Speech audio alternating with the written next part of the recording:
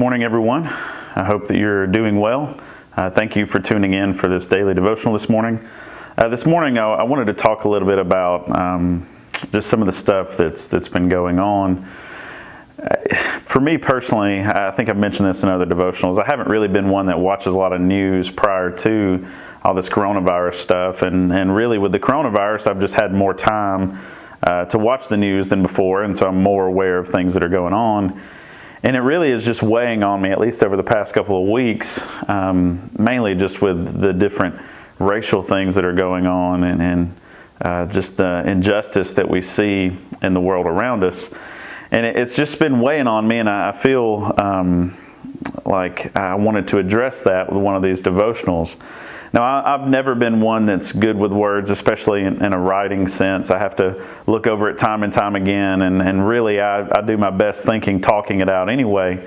So I haven't really written a lot on social media, and that's for a lot of reasons, but I did want to share a couple of thoughts that I had about this, and one is actually what someone else shared about this. I've seen several different responses on this, and the one that I resonated with the most, and the one that I wanted to share with you this morning, was actually that of Tony Dungy, which, if you're not aware of who that is, he was a player in the NFL, an African-American coach, a lot of different things, and he's kind of stayed in the public light, and then mainly for Christians, we're aware of him because he's written several books that are kind of geared towards Christians. But I really appreciated his comments on this, and I think it's fitting, and then I'm going to share a verse that goes with this as well. But he said this, he said, "America is in a very sad place today. We have seen a man die senselessly at the hands of the very people who are supposed to be protecting our citizens. We have seen people protest his death by destroying the property and dreams of people in their own community, the very people they were protesting for. We have many people pointing fingers of blame, painting the opposite side with a broad brush. And we have anger and bitterness winning out over logic and reason. We have distrust and prejudice winning out over love and respect. What happened to George Floyd was inexcusable, and it should have never happened. Justice needs to be served, but in seeking justice, we can't fall into the trap of prejudicing every police officer that we see. What started out as peaceful protests have devolved into arson and looting that should never happen either. Yes, there should be protest, but we do not have license to perform criminal acts because we're angry. Today, we are a divided country. We're divided racially, politically, socioeconomically, and Satan is laughing at us because that is exactly what he wants. Dysfunction, mistrust, and hatred help his kingdom to flourish. Well, what is the answer then? I believe that it has to start with those of us who claim to be Christians. We have to come to the forefront and demonstrate the qualities of one that we claim to follow, Jesus Christ. We can't be silent. As Dr. King said many years ago, injustice anywhere is a threat to justice everywhere. But we can't go forward with judgmental, bitter spirits. We need to be proactive, but do it in a spirit of trying to help make things better. And it can't be just the African American churches, it has to be all churches taking a stand and saying, we are going to be on the forefront of meaningful dialogue and meaningful change. We have to be willing to speak the truth in love, but we have to recognize that we are not fighting against other people. We are fighting against Satan and his kingdom of spiritual darkness. In the words of the Apostle Paul, do not be overcome by evil, but overcome evil with good. Romans 12:21. I'm not an expert on race relations in America or anywhere. I'm not an expert on police brutality, and like I mentioned, I don't watch a lot of news, so I was really unaware of just the depth of how many cases there are of these sort of things going on. But the one thing that I am comfortable working with and talking with, and that's the Bible. I believe the Bible teaches us, regardless of what interactions we have in our life, it teaches us how we should respond, regardless of the situation. And this morning I wanted to look at 1 Peter chapter 3, and I couldn't help but as I read this and just think, man, this is how I wish everybody would respond to these situations. Every time something like this comes up where there's an obvious injustice, but yet there's murky details and, the trials aren't done and all these kind of things. We often rush and jump into these conversations and say things that we later regret and things like that. But I wanted to share this passage because I think it's just a really good kind of checklist, if you want to say, or a way to think about how we should respond. 1 Peter chapter 3, starting in verse 8, says, "Finally, all of you have unity of mind, sympathy, brotherly love, a tender heart, and a humble mind. Do not repay evil for evil, or reviling for reviling, but on the contrary, bless. For to this you were called, that you may obtain a blessing." I love this when I read it because, man, how many reactions I've seen to this that didn't meet these criteria.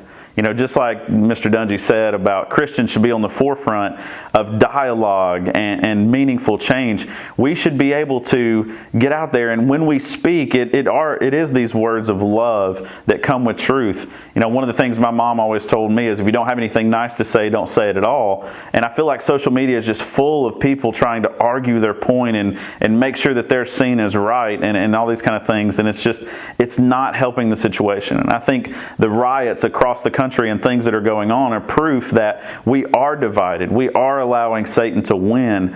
Whatever needs to be the outcome of this, we're letting Satan make that worse because we're too busy arguing with each other and letting our personal vendetta and feelings against other people get in the way. But I love this checklist because I think it's a good way to think through this. First it says you got to have unity of mind.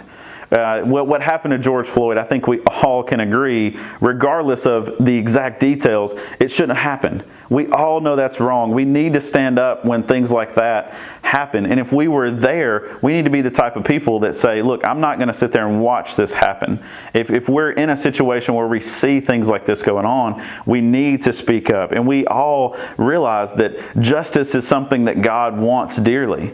We can't be these type of people that take revenge. What does he say? He says, vengeance is mine. God wants to set everything right. From the beginning of the Bible to the end, justice is very dear and important to God's heart. We need to have unity of mind that, hey, justice is something we need. We are all working towards justice. Now, what that justice looks like, we struggle with that. Humans struggle to understand what true justice looks like. But these next steps help us to lay out how we work, like Mr. Dungy said, having that meaningful dialogue and meaningful change. After that, it says have a tender heart. Or I'm sorry, I skipped ahead. Sympathy. I always get these confused, sympathy and empathy, but I think sympathy is the one where you haven't been in that situation. You can sympathize, or you work to sympathize with them, but you can't necessarily empathize because you haven't been through it.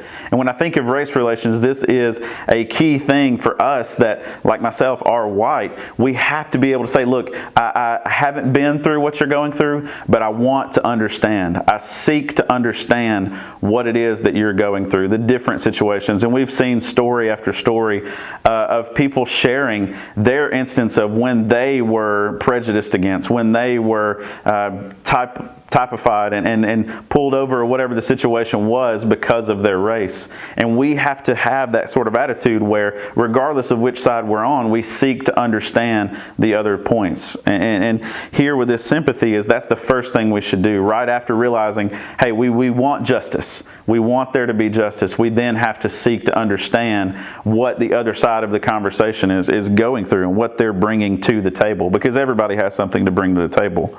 The next thing is brotherly love. We have to realize that God created each and every one of us, and each and every one of us have value, and each and every one of us are loved by God. And we have to carry that sort of mindset into any conversation that we have. We can't allow Satan to win in that way, where hatred overcomes love. Just like we don't overcome evil with more evil. We don't revile when people revile against us, but instead we repay with good. We always seek to bring love to whatever conversation we're having, whatever situation that we're in.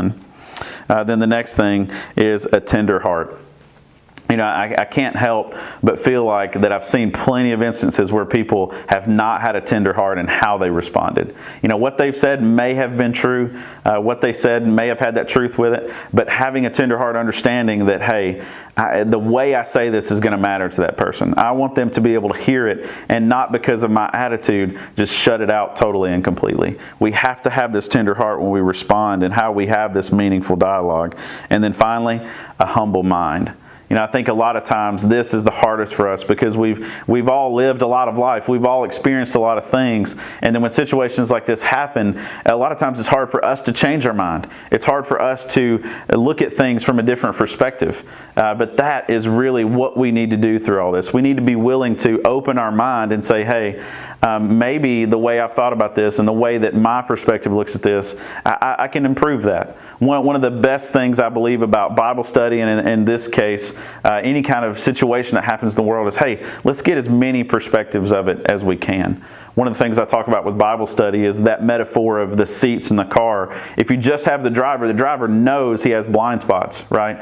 We even put blind spot indicators on newer cars because we're aware that one seat in the car is going to have blind spots. But if we are looking at it from each seat in the car, those different views, although there may still be some blind spots, we can see each other's blind spots. And that is what I think is key with moving forward with this dialogue and discussion. We do those things of seeking out, we got to have unity on why are we doing this. We want justice. We've got to have sympathy. We've got to understand and see it from the other person's perspective. We've got to have a tender heart, understanding that if that was my family member that was going through that, how would I feel? We've got to have this humble mind, realizing that the way that I've thought about things before may not be right, and I may need to change those. And so that's where we want to move forward with this dialogue, is being able to say, hey, what can we do? Even though I may want this certain thing, is that necessarily the best thing? And we move forward with this dialogue in a loving manner, in a manner that doesn't allow Satan to get in the middle of it and spread us all apart and get us fighting on different sides. But instead, we do those first steps, and that can open the door to having that conversation. And the humble mind is key to us getting to meaningful change, to us getting to being able to do something that really, truly is going to make a difference. I believe this is just such a beautiful little picture, as the Bible tends to do in a lot of situations, give us a beautiful little picture of how we should respond personally in these situations. Go through the checklist, make sure that we're doing this in love, make sure that we understand why we're doing it, and make sure that we have an open mind and willing to see it from other people's perspective. And then that verse that, just like Mr. Dungy ended with his, verse 9, do not repay evil for evil or reviling for reviling, but on the contrary, bless, for to this you were called, and that you may obtain a blessing. My prayer is that us as Christians, we do just like his call to action, that we follow these guidelines, that we live in this sort of way where when we encounter situations like this, where we need to stand up, we need to voice opinions and help work towards meaningful change and meaningful dialogue, that we do it in the Bible's way of doing it, that we do it with humility, that we do it with love, that we do it with sympathy, and that we all have unity, knowing that we're working towards a common goal and a common purpose. I hope this has been helpful for you. There's obviously tons of scriptures that can help us guide our response in situations like these. There's tons of scriptures that encourage us, that remind us the things that God stands for, like love, like justice.